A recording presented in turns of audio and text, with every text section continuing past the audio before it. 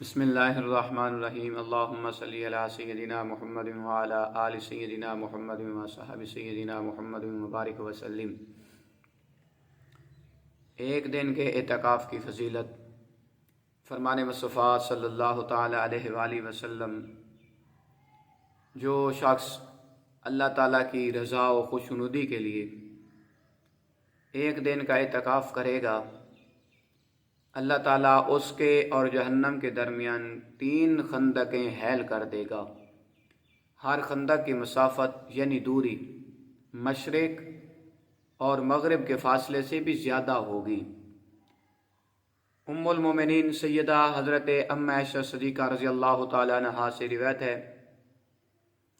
کہ سرکار دو عالم نور مجسم رحمت عالم صلی اللہ تعالیٰ علیہ وآلہ وسلم نے ارشاد فرمایا، جس شخص نے ایمان کے ساتھ اور ثواب حاصل کرنے کی نیت سے اعتکاف کیا، اس کے پچھلے گناہ معاف کر دیے جائیں گے۔